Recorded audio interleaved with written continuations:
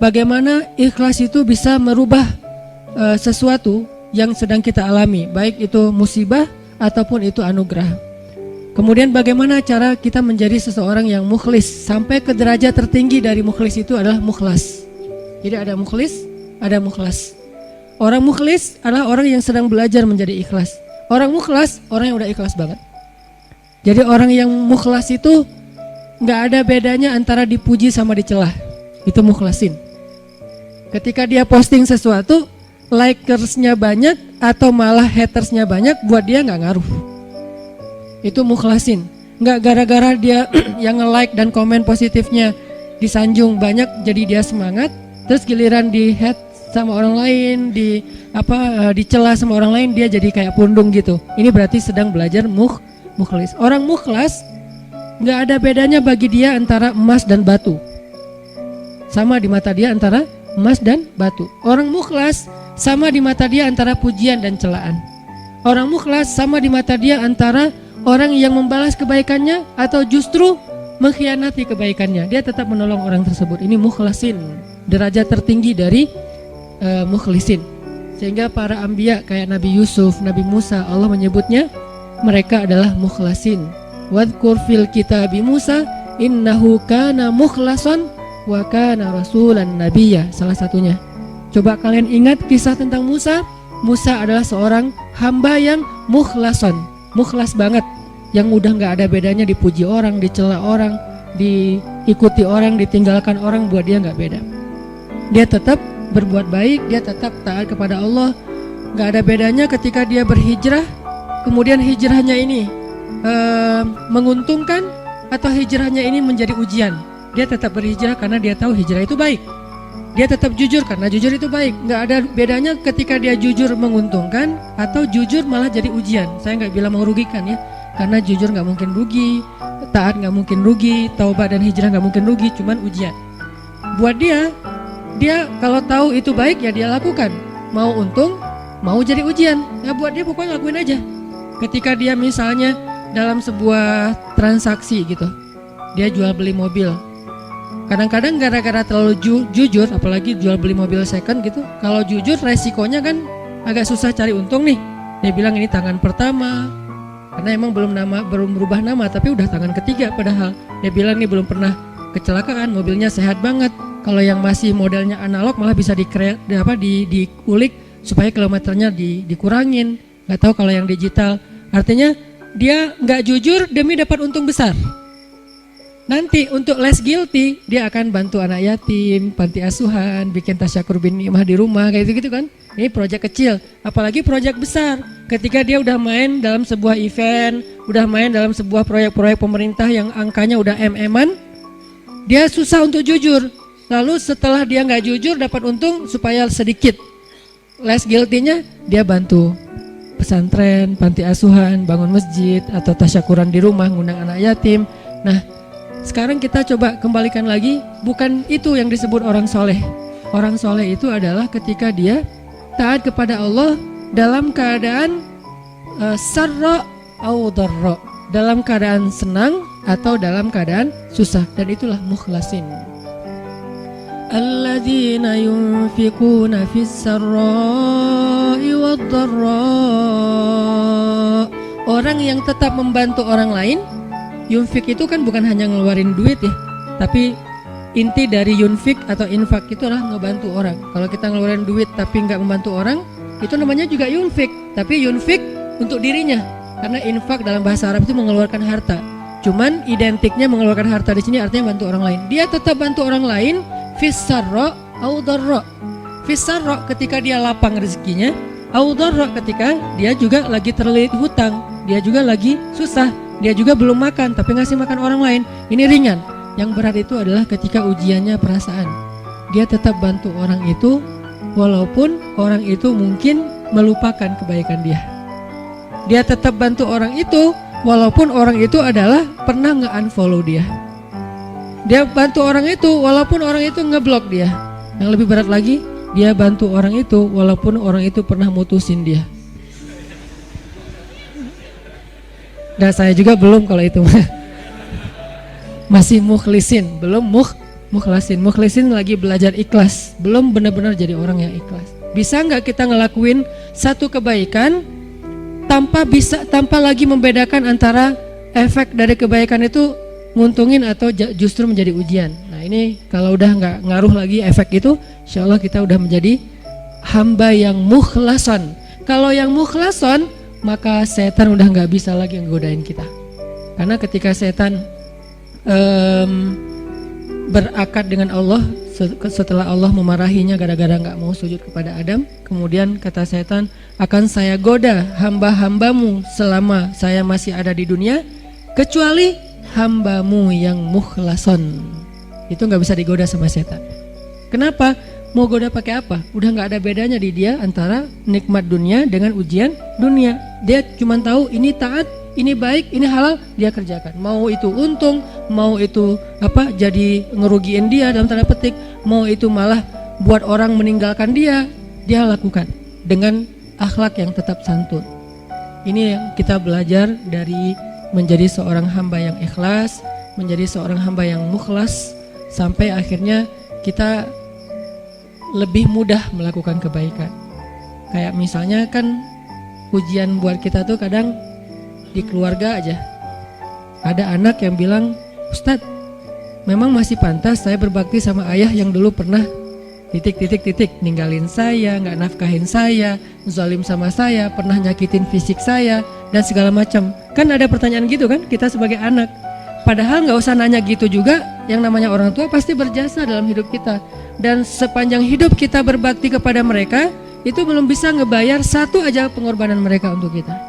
Sama kayak seorang istri kepada suami, begitu juga anak kepada orang tua, tanpa bertanya gitu, apalagi sampai nanya. Kalau sampai misalnya kita berpikir, ayah saya pernah zalim sama saya, ibu saya pernah zalim sama saya dengan berbagai macam kasus, maka jawabannya kalau dari angle konten kita malam ini, mau jadi orang yang mukhlas atau mau jadi orang yang pamrih. Kalau mau jadi orang yang mukhlas, gak ada bedanya, asalkan itu adalah berbakti kepada orang tua.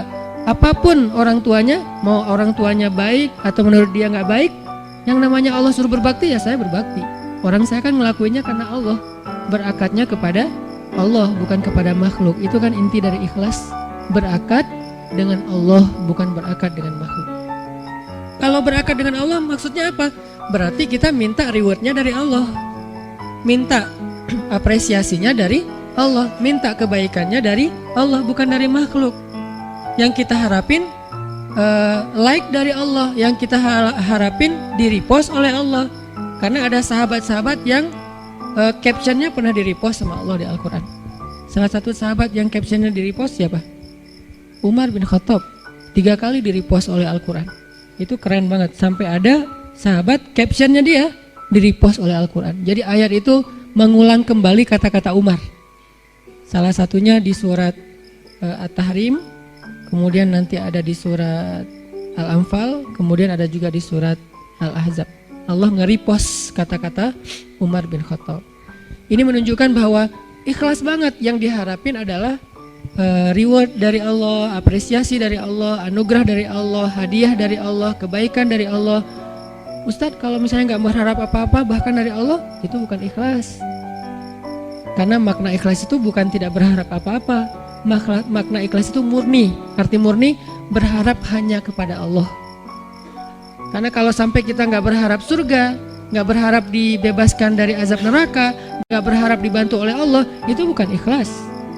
Itu apa Ustadz? Itu istaghna. Ini ada sedikit yang harus kita perbaiki dari persepsi tentang makna ikhlas. Apa bedanya ikhlas dengan istaghna? Kalau ikhlas tidak berharap kecuali kepada Allah.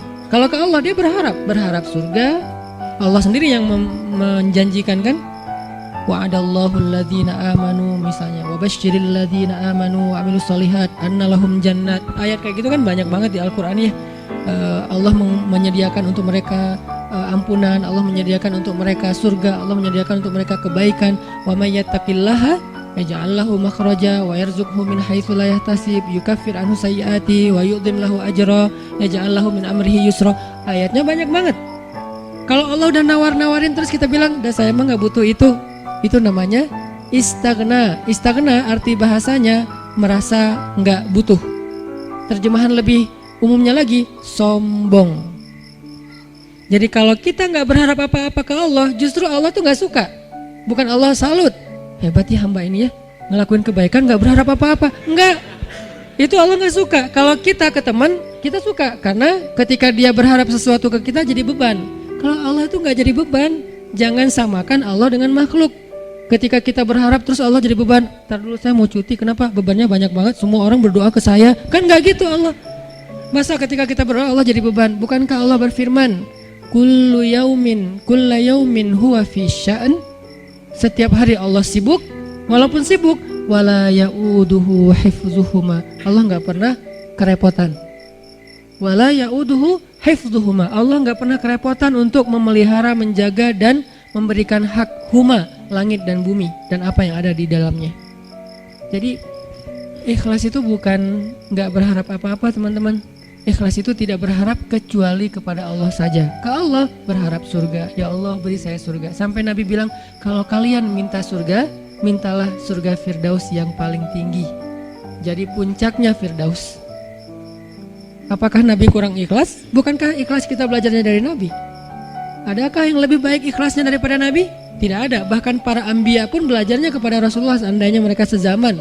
Bukti mereka Nabi lebih baik dari mereka apa? Semua Nabi itu nggak mention Nabi Muhammad. Semua Nabi, dari mulai Nabi Adam, Nuh, apalagi Rasul ya, Nuh, Musa, Ibrahim, semua Nabi dan Rasul pernah mention tentang @Muhammad_Abdullah. Semua pernah mention di postingan mereka.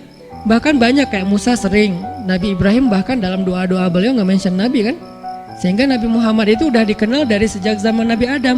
Kapan ya Muhammad datang? Lewat satu zaman, belum muncul. Lewat zaman kedua, kapan ya Muhammad yang dimention itu datang? Jadi setiap umat yang soleh pasti nungguin Rasulullah loh. Umat Nabi Adam nungguin Nabi Muhammad, umat Nabi Nuh nungguin Nabi Muhammad. Tapi mereka tahu bahwa Nabi ini akan muncul, cuman gak tahu kapannya. Ternyata beruntungnya kita, beliau muncul dan kita menjadi umatnya. Yang pengen jadi umat Nabi Muhammad itu bukan cuma kita teman-teman. Semua umat Nabi itu pengen jadi umat Nabi Muhammad. Walaupun mereka gak bilang, aduh nyesel jadi umat Nabi Musa. Gak gitu juga sih. Mereka menghargai Musa, cuman mereka juga kayak berandai-andai punya wish gitu ya. Bisa gak ya jadi umat Nabi Muhammad? Kenapa? Karena Nabi Muhammad ini paling keren, paling luar biasa. Ya Sayyidul Anam, bukan cuma Sayyidul Anbiya, Sayyidul Anam, pemimpinnya semua manusia. Bahkan malaikat juga ikut kepada Rasulullah SAW gitu. Para anbiya sholat di Masjid Al-Aqsa diimamin oleh Rasulullah SAW. Jadi nggak ada orang yang lebih baik dalam masalah agama daripada Rasul. Kalau Nabi mengajarkan kita tentang mengharapkan kebaikan kepada Allah dan itu masuk dalam bagian ikhlas, berarti kalau ada orang yang nggak mengharapkan lalu merasa paling ikhlas, ini pasti ada yang miss nih tentang pemahamannya. Enggak. Tetap berharap, ya Allah masukkan saya ke surga. Bahkan doa kita sebelum kita salam, salah satu yang diajarkan apa? Allahumma inni a'udzubika min azabi jahannam wa min azabil qabr wa min fitnatil mahya wal mamat wa min syiddatil fitnah wa min syarri fitnatil masiihid dajjal. Atau doa yang dibaca sama Bilal terus di like sama Nabi itu apa? Yang diposting sama Bilal. Allahumma inni as'aluka ridhaka wal jannah wa a'udzubika min sakhatika wan nar. Itu kan postingan Bilal ya. Yang first like-nya malah Rasulullah. Lalu yang lain pas ngeliat Rasulullah nge-like pada nge-like juga. Akhirnya malah di save gitu postingan Bilal dan dihafal. Kemudian di-repost sampai zaman kita sekarang. Isinya apa itu? Meminta dan berlindung. Berarti mengharapkan kan? Meminta berarti mengharapkan surga dan ridho Allah. Berlindung berarti mengharapkan terbebas dari neraka dan kemarahan Allah. Ini berarti ikhlas. Jadi kalau kamu kenapa puasa? Biar ujian nasionalnya lancar. Oh gak ikhlas tuh. Ikhlas kalau berharapnya ke Allah. Kenapa tahajud? Biar nilainya bagus. Ikhlas kalau berharapnya ke Allah. Kenapa ini? Karena ini. Kenapa ini? Baik urusan dunia maupun urusan akhirat selama halal ya. Karena kalau kenapa sekarang kamu rajin tahajud? Biar gua bisa dagangannya laku. Padahal dalam berdagang dia banyak curang. Ini nih agak klise nih. klise sekali ya, mirip-mirip dengan orang Khawarij di zaman sahabat. Sampai Nabi bilang gini, ini klisenya Khawarij ya. Kalau di zaman kita menurut sebagian besar ulama dan saya sepakat dengan itu seperti ISIS. Klisenya Khawarij itu apa? Kata Nabi, kalau kalian membandingkan ibadah kalian dengan ibadah mereka, maka kalian akan meremehkan ibadah kalian. Saking ibadah orang Khawarij itu luar biasa. Itu soleh banget dari sisi ibadah ya. Taat banget, rajin ibadah banget. Sampai di zaman sahabat ada orang Khawarij lagi selesai perang, mereka istirahat di bawah sebuah pohon korma, duduk di atas kepala para sahabat. Jadi ada sahabat yang dipenggal kepalanya, mereka duduk di atas kepala sahabat yang habis dipenggal, istirahat, tiba-tiba jatuh buah kurma. Pas buah kurma jatuh, temannya ngambil. Kata temannya yang lagi duduk di atas kepala sahabat bilang, jangan makan, itu kan bukan hak kita, karena kita belum minta izin kepada pemilik. Giliran satu butir kurma, mereka mikirin halal haram, tapi di bawah mereka lagi didudukin kepalanya para sahabat yang dijamin masuk surga. Klise kan? Ini yang sering terjadi. Kadang-kadang kita dari satu sisi ahli ibadah, malam tahajud, siang puasa, tapi komen di sosial media masih istilahnya gibah, buka aib, apa-apa segala macam. Ini berarti kita kayak agak sedikit aneh gitu kesolehannya. Nah, termasuk orang yang pengen jadi orang baik tapi nggak mengharapkan apa-apa. Sampai ada syair, dan saya agak kurang setuju dengan syair ini, mengatakan, ya Allah, kalau saya berbuat baik karena pengen surga, tutuplah pintu surga itu dari saya, gitu kan ya. Kalau saya beribadah karena takut neraka, masukkanlah saya ke dalam neraka. Saya melakukan itu hanya karena cinta. Terkesan hub, al-khauf dan ar-raja itu tiga hal yang bertentangan. Padahal tiga hal ini tiga-tiganya bagian dari iman. Hub, cinta, bagian dari iman. Kita harus mencintai Allah lebih dari segalanya. Khauf, takut kepada Allah, bagian dari iman. Sampai Nabi mengatakan, Ra'sul hikmah makhafatullah. Puncaknya orang yang berilmu itu takut sama Allah. Jadi orang yang paling takut pada Allah, yang paling banyak berilmu. Innama yakhsyallaha min ibadihi al-ulama. Orang yang paling takut kepada Allah di antara hambanya adalah orang yang berilmu. Begitu juga dengan ar-raja. Siapa yang mengharapkan kebaikan di sisi Allah, maka dia mendapatkan apa yang dia harapkan, termasuk niat.